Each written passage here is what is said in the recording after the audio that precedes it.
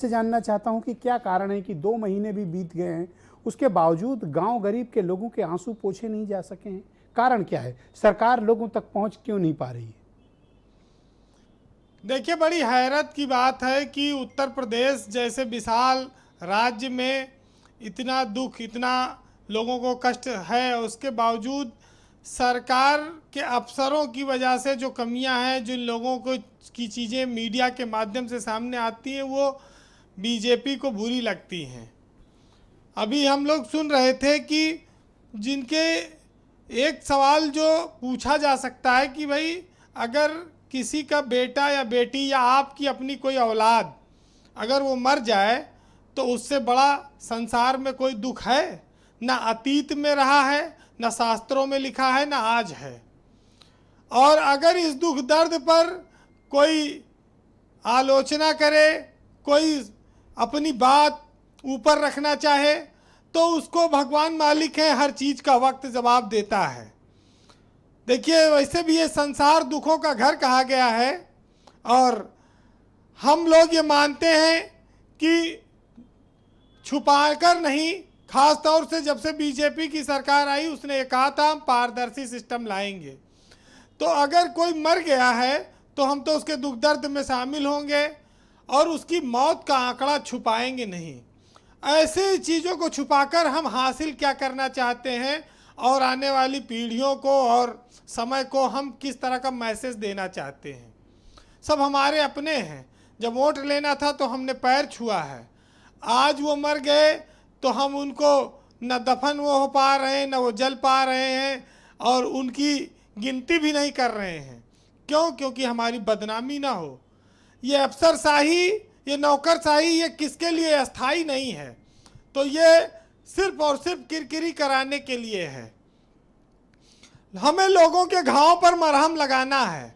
जहां पर मदद नहीं पहुंची है उन मामलों को उठाना है और लोगों को मदद दिलानी है, चाहे सरकार के माध्यम से, चाहे समाज के माध्यम से। अब इसमें लोग कहते हैं भाई कि ये गलत है। गलत नहीं है ब्रजेश जी, आपने डायरेक्ट इनडायरेक्ट जो बात उठाते हैं, लेकिन जो शब्द कहे जाते हैं उसके भाव चाहे जो निकाले, लेकिन उसका अर्थ इतना है कि हम इन शब्दों के माध्यम से लोगों के घाव पर मरहम लगाने की कोशिश कर रहे हैं। आज लखनऊ में अगर ये बार बार मीडिया में चीज़ें आ रही, अखबार में छप रही, टीवी पे आ रहा है, तो चाहिए था जिला प्रशासन को कि किसी अधिकारी को भेज देता, उन घरों में राशन है कि नहीं, सरकारी इमदाद क्या हो सकती है, ये दे आते तो कहें आज इतना शोर शराबा मचता। लेकिन समस्या इस बात की है कि जो पुरानी बात हो गई उसको मत बोलो।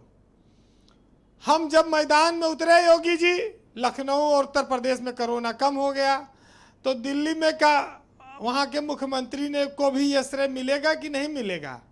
राजस्थान के मुख्यमंत्री को ये श्रेय मिलेगा कि वहाँ सब कोरोना बढ़ रहा है उन राज्यों में? ये भी चीज़ों को बताना पड़ेगा जी। अच्छा भाई, सबसे बड़ी बात यह है कि नेहा जी सरकार की आलोचना नहीं बर्दाश्त कर पाती। ठीक है, उनको पार्टी का पक्ष भी रखना है, उनका अपना दायित्व है, अच्छा है, लेकिन जो त्रासदी है वो तो उन्होंने भी देखा होगा दिल्ली में भी बैठकर और लखनऊ में बैठकर।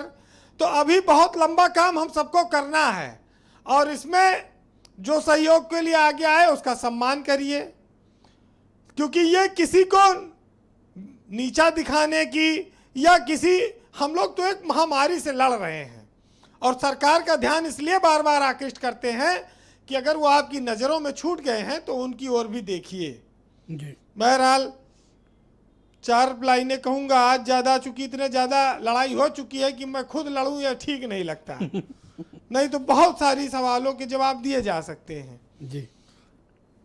जो जिनके घरों में लोग मर गए हैं, उनके घरों में जहाँ मातम है, जहाँ उस पीड़ा को समझिए।